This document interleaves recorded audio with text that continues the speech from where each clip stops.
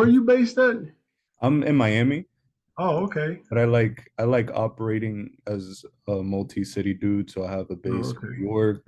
I have a couple connections in different countries too. I'm trying to Oh, okay. set a foot in different places because only Lord knows where the world is going, brother. I Yeah, I know know, I know man. you see what's going on the world stage right now, and that's It's best actually to have two passports. yeah, and more, hopefully Yeah, more, more as probably. many Yeah. as possible. But it's one of those things where yeah, I really wanted to get as many like-minded people on my channel as possible, discuss like different perspectives, stuff like that.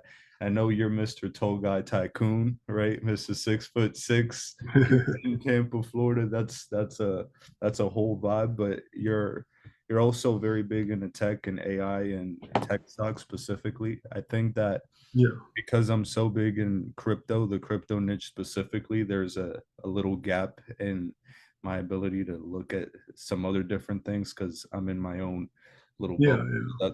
That's a big reason why I wanted to have you on today.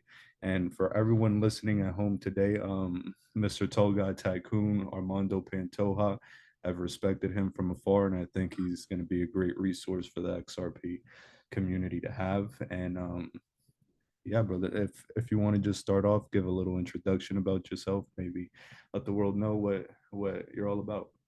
Yeah. So a lot of people ask me how I got started in crypto. So I'll start with that story.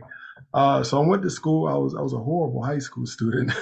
I barely graduated, but when I went to college, that's when I saw the light, man. I got into a computer science class, and Mm, I'd never been exposed to that before. And I just realized that was my calling is technology. mm, So I did extraordinarily well in college, won awards, top of the class. I was close with all the professors, uh, and then I went on to in a career in tech and specifically software engineering. So I worked for a couple of companies, and then I decided I want to go back to grad school. Now this is around 2010, so I moved down to Tampa. I went to University of South Florida, nice. uh, and I'd already been in software for a few years, and so when I went there, they said, "What do you want to What do you want to do?" I said, "Well, I want a master's in computer science." They said, "Well, you need a specialization. What do you want to specialize in?" I said, "Well, I like software security." He's like, "Well, you got to specialize even further down." I said, "Well, it's cryptology sounds cool," and Mm, yeah, yeah, yeah. I knew about it a little bit, because of course when you're writing software, you have to know a little bit about cryptology, encryption, and stuff like that. And I started studying cryptology, and this was 2010, and then just naturally in there, you start hearing people talk about cryptocurrency. You're like, Mm, oh man, what is this, man? And like, I didn't think it was gonna like. I just thought it was a cool thing that the thing I was studying at the time was used for money. At the time, we saw more as a currency. Now we see it as a store of value. right. And I got into it extremely early, almost by chance, right? But at the same time, I was learning about technology. I was learning about artificial intelligence. All that happened in grad school. I worked at an artificial intelligence firm, and over the years, I just became better and better at seeing where technology was going, specifically crypto and tech companies. And I made an extraordinary amount of money by predicting what's coming next in those two niches. So Mm, in 2017, I saw the ICO bubble form, and we started a company called ICO Ranker. And it was at the time it was the third biggest ICO company on the planet in 2017, 18. If you were in ICOs, you went to that page. And then we ended up selling it. We got acquired by a publicly traded company out of Canada. And then ever since then, the next day, at the time it was a huge sale. Now it's nothing, for yeah, yeah. crypto. But at the time it was like huge, like, oh man, these people sold this crypto company got acquired. So after that, like my Instagram, I had like 200 people on there, and then all of a sudden I had 25,000. All my social medias blew up after that. And then I started just like teaching people about cryptocurrency, about stocks. And I had a little bit of experience doing grad school. I taught in grad school. So for 2 years, I was a teacher on the undergrad level of computer science. So, I didn't I know got, that. Very good. Very yeah, I got cool. to teach a little bit more, without having to go through all the politics and stuff. So it's gave me a great outlet to teach, to network. I've made a lot. It actually helps me a lot with deal flow, networking, meeting people. So I'm very fortunate to be in this position. Oh, very nice, very nice. I always love hearing people's initial crypto story because it's the one space where you can have a convergence between technologists, complete delinquents, conspiracy theorists, bankers, business people, Anarchist. the 15-year-old tech gamers. It's a It's crazy, very, man. yeah, it's a very inclusive space. Nobody really cares. You could be some anonymous dude on the internet that says aggressively average every single day. That's what I like to do. That's why, and I've always admired the value that Satoshi Nakamoto brought to the space in terms of the value of anonymity and how you can provide to the world without having to compromise who you are as a person, you know. Yeah, That's why I do things without a face or without my real name, because I want to maintain my life. I don't want to be approached by randoms yeah, when I'm over here eating at a restaurant. I don't want to be approached by people on a plane. I just want to live a normal life outside of all of that. And maybe I I think should have did. that's I should have done that from the beginning. yeah, I Too know, I know. A late. lot of you start off and then you make the impact and then your face gets known and then you're like, oh, I can't take this shit back. Can't take Oh, it. Can't go backwards. Man. Maybe yeah. you made a good decision, maybe. Yeah. I know, I know. But at the end of the day, I think it's always interesting to hear people's initial crypto story, because mine was yours was, oh, I was in college or in school learning about crypto and very professional. Mine, I just had a friend that was buying weed on the internet, bro. And he was like, oh, That's a dude. lot of people's stories. I'm Yeah, glad you're honest and about it. and and he was like, dude, like I was just using this to Bitcoin to buy some weed from Yeah, California, and now like this thing went up in value. And I'm like, so you're over here doing as much illegal stuff as you can, like, you know, going on the yeah. dark web and ordering all this, and you're benefiting from it. So And you start, I want to touch on that, man, because I'm glad you said that. yeah, it's because Because it's true. It's true. anybody that was in crypto before 2013, either intentionally or unintentionally, was in Mhm. something that society sees. Something that's not good. Yeah. Some drugs, something wrong, something Maybe illegal. you didn't know it. Like I was like looking back, I was probably, I didn't know. Like I was Yeah, a college student, right? So I would go on the dark web and I really didn't know what was going on. So I yeah. would use Bitcoin to buy these gift cards. The dude was selling Whole Foods gift cards for $10 and it would give you $100 gift card. And that's how I was eating in grad school. Looking back, I didn't really know at the time, but looking back, they were probably stolen. Yeah, right. But Yeah, the internet started that way with through exactly. like now crypto did the same thing. So there's always a foothold in some of the darkest psychological aspects of humanity with these new Exactly. technologies, even AI. You Oh know, yeah, like yeah. there's even AI. There's a dark side to AI that people are using it right now that I don't want to mention on my channel because I don't know. But you Probably know, more than we know. and more than we know exactly. But to pivot aside from that path, my crypto journey was that I saw Ethereum, uh, or I got started with Bitcoin when it was at around, I think, like $1,000.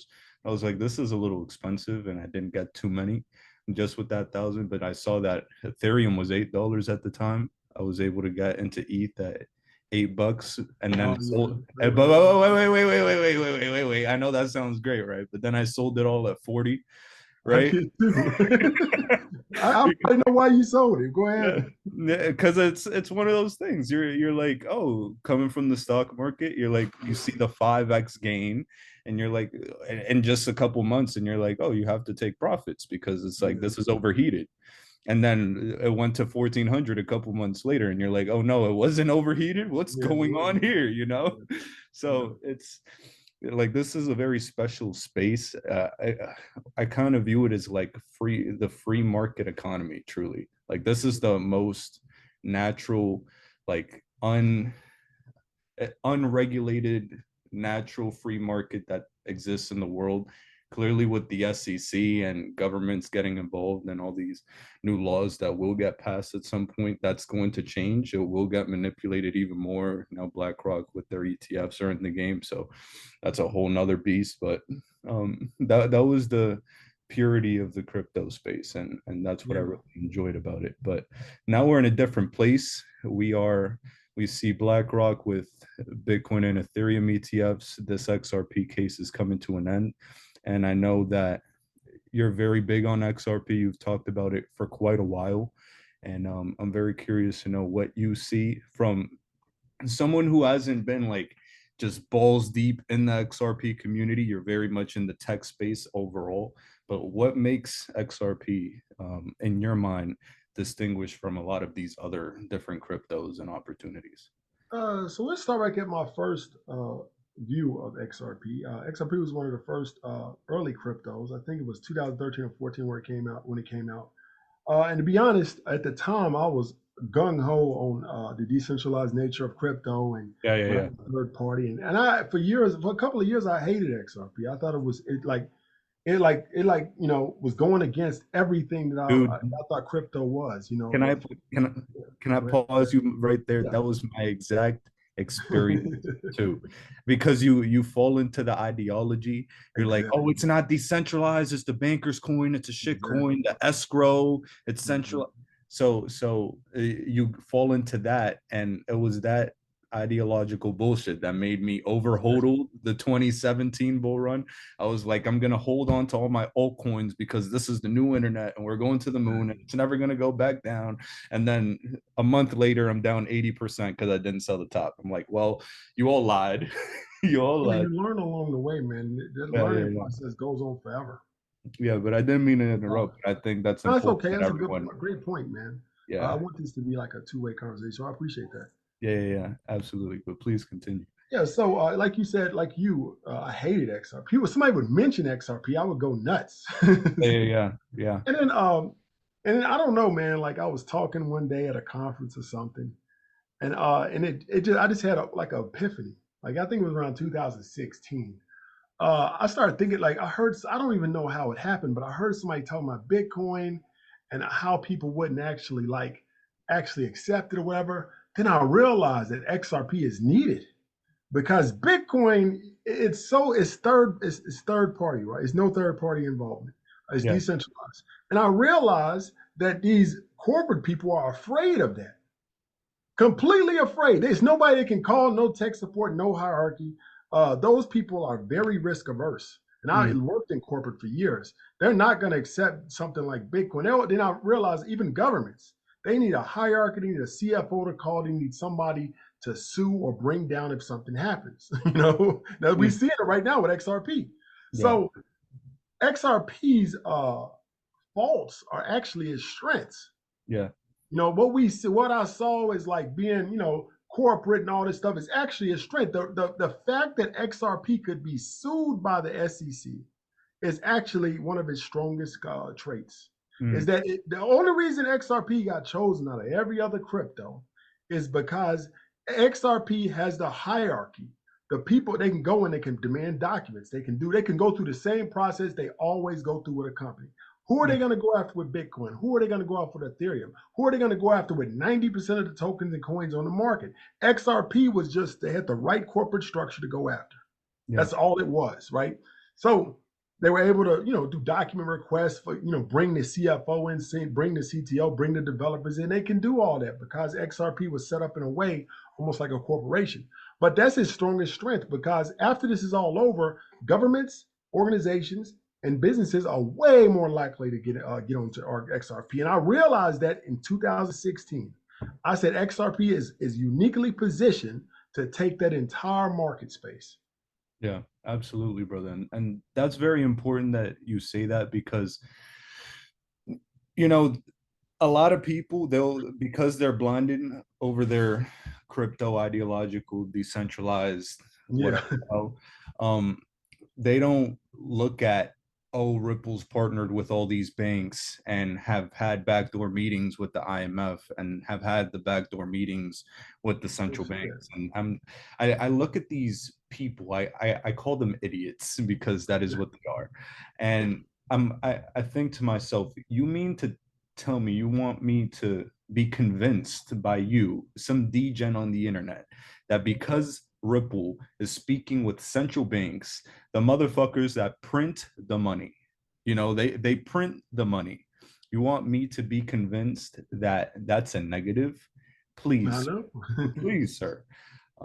So it's one of those things where you look at that and you understand that it's even the same with when people are emotionally driven and have emotional arguments tied to things and have a immense hatred for something, you understand that there's something deeper there. There's an underlying truth that they reject openly, that if you're stoic and emotionless, you can look under the hood and be like, okay, what is the actual underlying truth that they Exactly. feel like they need to attack, you know?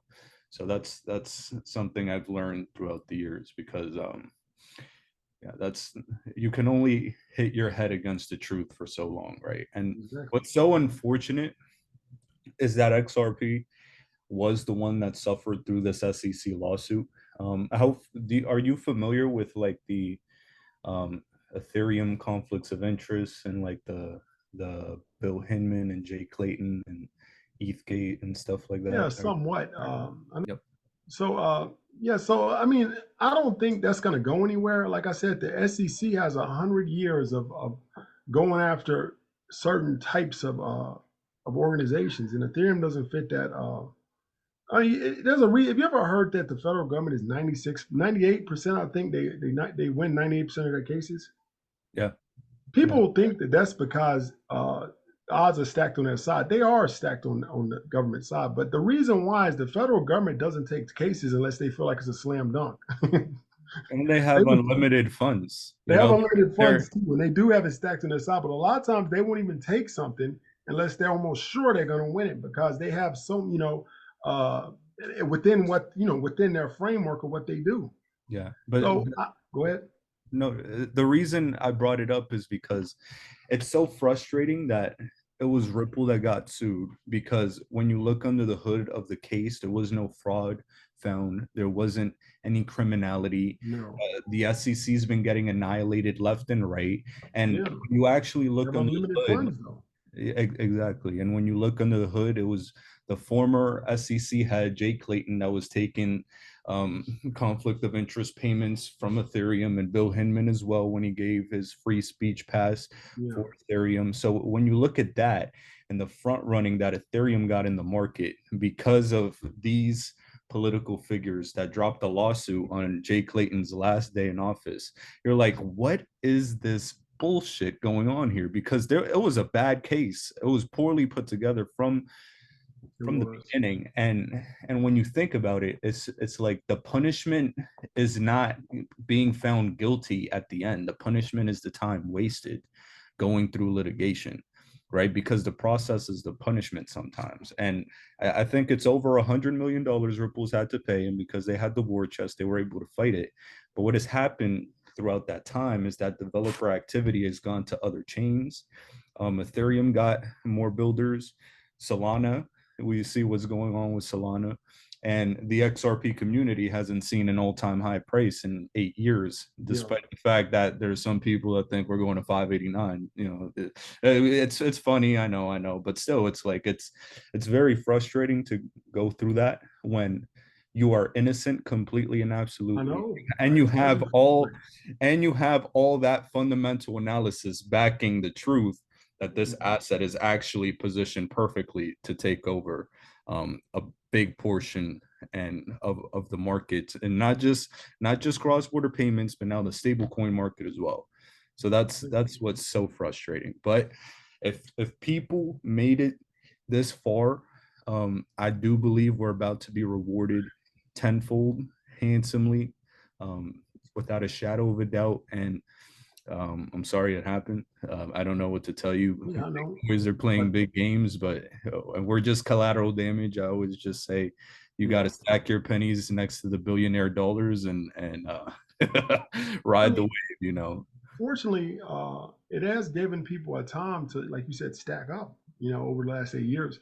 I kind of see it as like a spring, right? Is that if you repress a spring, it's gonna go back to its original shape. Mm-hmm. So that's what's happening with XRP. It's being compressed. Yeah. As soon as the forces that are compressing it are gone, it's going to spring right back to where it should be. And I think XRP right now should be between $8 and $12. Right now, that's where it should be. Mm-hmm. Bitcoin was at 20,000.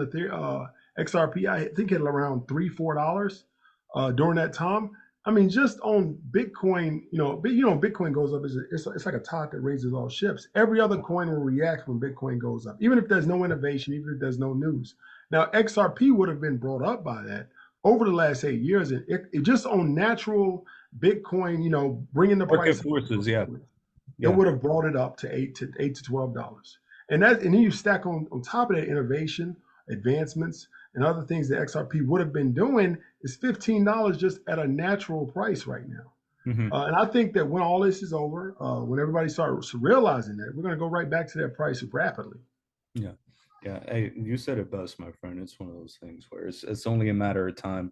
I genuinely believe XRP is probably the safest investment in crypto right now because of how suppressed it is from its all-time high price. I mean, people are over here trying to chase like maybe 20 to 50% gains on Bitcoin right now, like around Yeah. all-time highs, and Ethereum as well.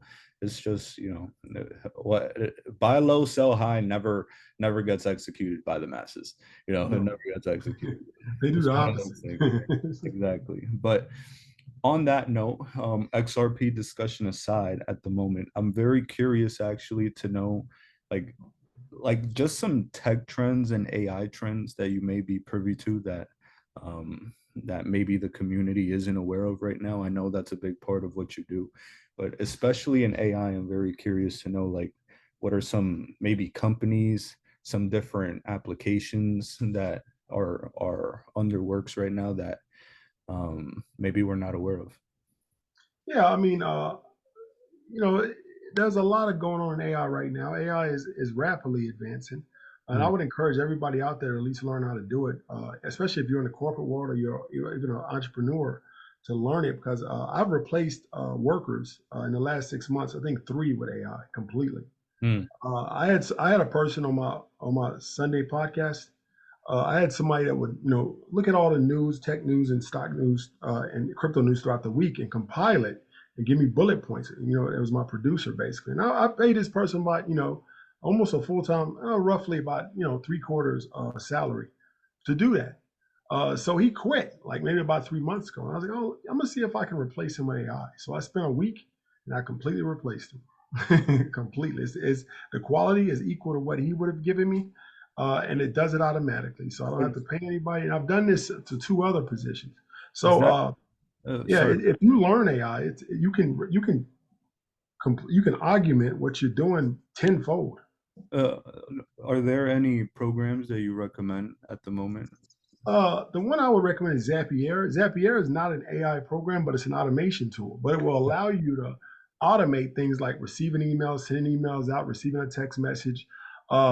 When certain events happen in certain apps, like let's say for example, like you post a YouTube video, that YouTube video can be transcribed automatically. You can push that transcription into AI. AI can summarize it, send an email out to your people, or things like that. Zapier helps you connect those apps and marry them with AI. Mm. And that's one I've used to. That's one I've used to replace those three employees. So I would encourage everybody to take a look at Zapier. That's ZAPIE, Zapier, ZAP E IER. Sorry. Is Are there any AI programs that are helping you with like content creation at the moment? Yeah, Opus is one, and what that does is it puts in AI generated content or like B-roll in your videos. Um, I use AI right now to when I go live on Sunday. I go live Sunday every Sunday at 9 o'clock on Instagram. So it takes everything I said, it extracts. That's Zapier and ChatGPT combined. It Mm, takes everything I said, it extracts the symbols of the cryptos and stocks, and then it summarizes it in two paragraphs and sends it out to my entire list. interesting. So those are things that I do right now to make things more efficient. And any maybe under the radar AI companies that you may be Yeah, I aware don't know any like that, man. If I knew them, I wish if somebody knows, tell me. of? Yeah, yeah, There's a yeah. lot of AI companies right now. There's a bunch of startups that are trying to replace uh, or compete with ChatGPT. Mhm. But they're so public that everybody knows them, right? Because they have to raise funds and everything like that. But I don't know any that are up and coming that are solid right now. Yeah, because it's the reason I ask all these things is because I don't think there's ever been a technological revolution that was so obvious, like Yeah. so obviously in your face that you're like, Oh, AI is definitely coming. Most people are definitely going to be replaced because I think like ChatGPT was passing the bar with it like a year ago. So I Yeah, can only imagine where we're at now. It's clear that first of all, I don't think it's a coincidence that um, automation and AI are going to hit new peaks simultaneously as the economy is imploding and as the dollar is weakening as well. I think those are going hand in hand, and they're purposefully, you know, uh, train wrecking the system to bring that new system on in whatever way, shape, or form they want it to be in. But front running this revolution could definitely put us in position, and anyone with the eyes to see and the ears to hear in a position to not be suffering through the dare I say the UBI and CBDC system that's definitely going to take place at some point down the road.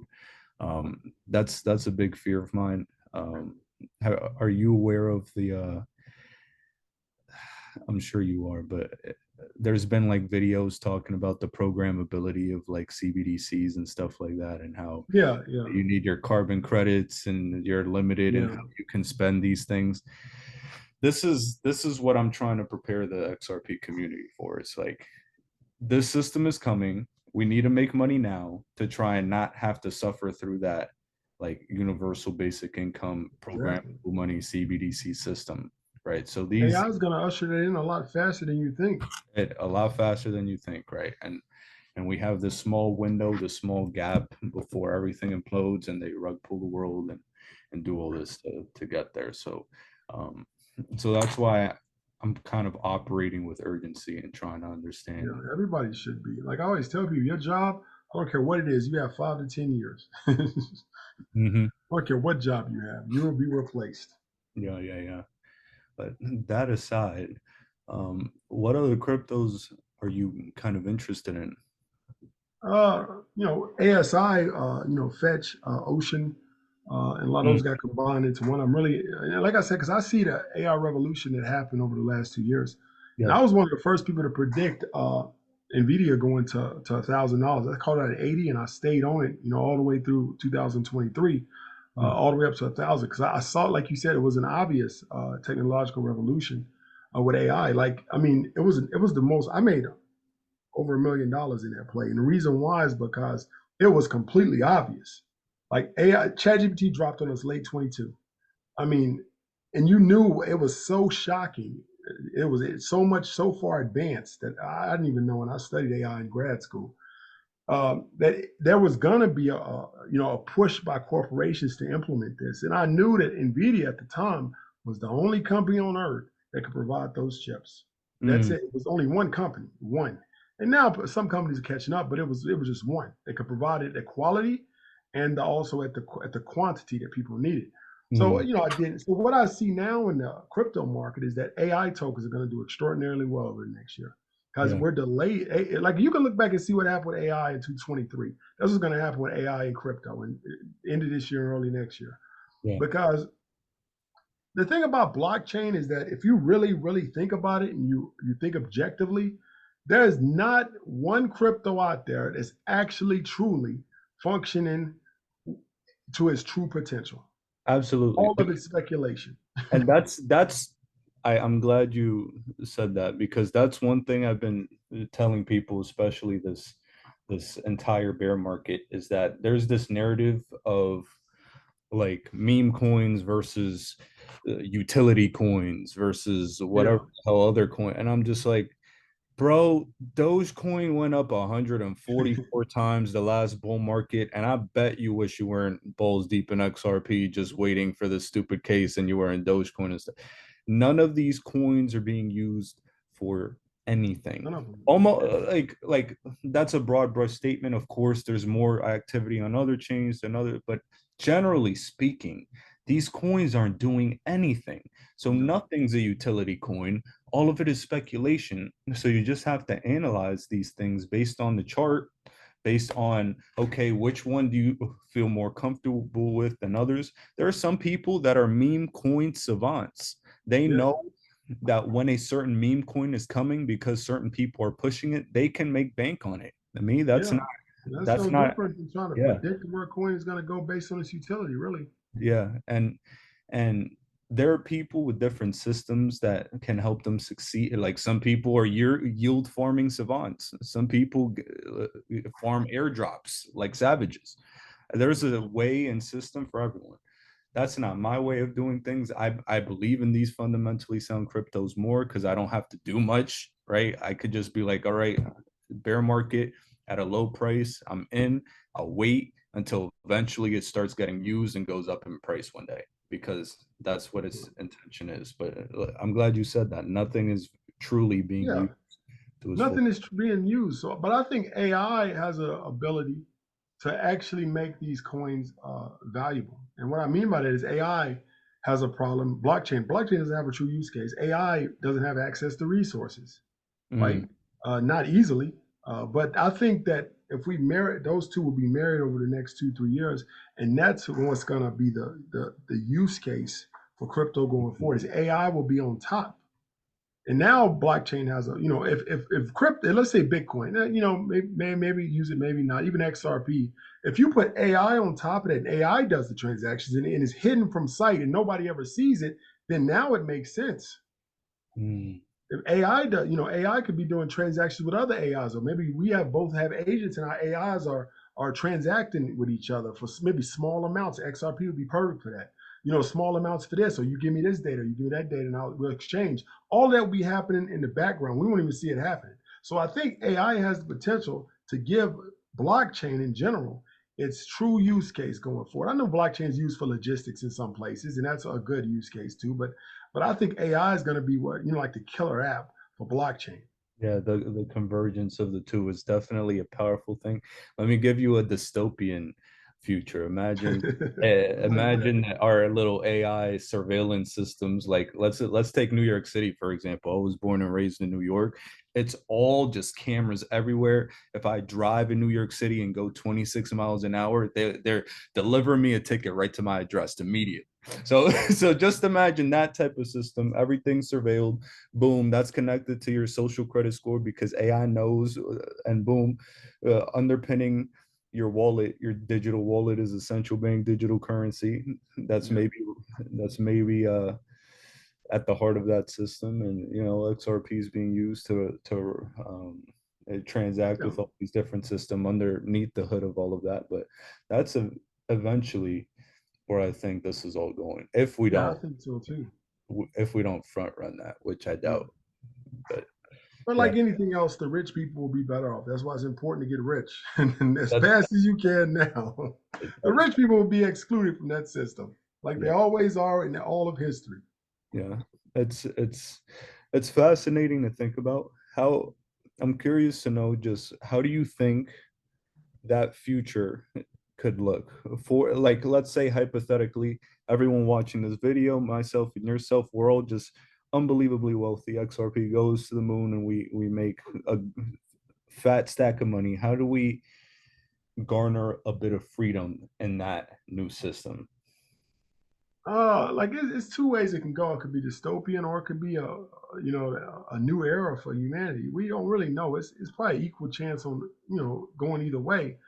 But you can't lose with getting as much money, having as much money as possible. Because whoever, let's say AI does take over all jobs, right? So the only thing is going to be left is attention, getting another human being's attention. Because AI could do it, but it wouldn't be the same. And like, let's say for example, you replace the LA Lakers with robots, and Mm, let's say the robots won the championship. I bet you couldn't fill the stadium yeah, because people want to see humans doing the stuff. you know, they don't yeah, want to see robots doing it. So if you can get attention, you'll be okay. If you have real estate, you'll be okay. If you already have money before all of this sets in, you'll be okay because your money will multiply. mm, Capital is always needed. So people who have capital can put their money in certain systems, investments, and they're going to grow. So the people who are left behind are people twiddling their thumbs now.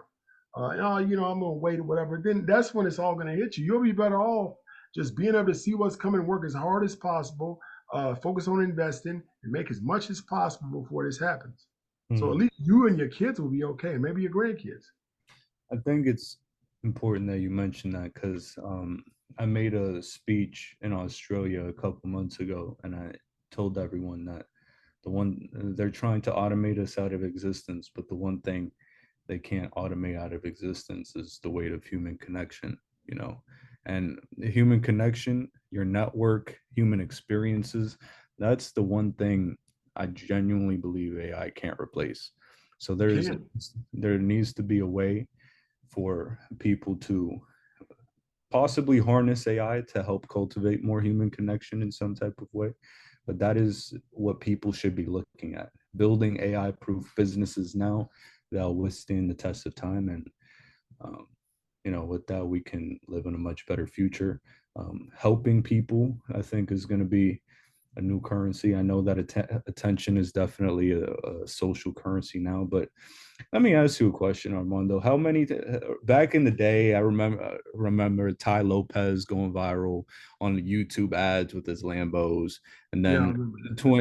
2022, it's Andrew Tate with "What color is your Bugatti?"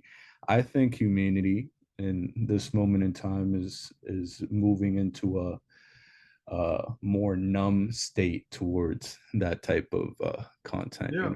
I think the next age of attention seeking is actual, human connection in terms of helping more philanthropic work. That's why Mr. Beast is one of the biggest channels in the Yeah. world.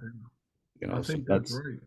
yeah. So that's just something, a seed planted for all of you at home to maybe think about. But yeah, brother, absolutely. Um, Anything else you wanted to discuss? Any questions you may have? All right, no, I'm okay. I mean, I think we had a pretty good episode here. Hey, absolutely, brother. Absolutely. It was a pleasure to meet you. You too. Um, is there anywhere else that anyone can find you? I know you have your Instagram at Tallguy Tycoon. Please give them a follow on there. How about YouTube? Also, Twitter. Twitter is the only one with an underscore. So Twitter is underscore TALLGUYTYCOON. Everywhere else is just Tall Guy Tycoon. And then also, I see that you have a book as well, The Strategic Millionaire. Yeah, she's a million. Actually, I got a logo on the front. I don't know if you can see it, but there's a logo of XRP right there. No way. Oh, so you guys know at home, he's big XRP Army guys. Yeah, Absolutely. XRP, Ethereum, and Bitcoin. Those are the Hey, three I got on the front. hey, But Armando. yeah, so Yeah. yeah, so I'm all in. But yeah, Strategic Millionaire, you can get it on Amazon. I think it's like $17, $18. It's a great book. Got a perfect 5.0 rating. We got 200 ratings so far, so it's pretty good. Hey, Armando, thank you so much for sharing your insights. I hope to have you on the channel again at some point in the Yeah, future as I well. would love that. And thank you so much, brother. I appreciate the invite, man. Thank you.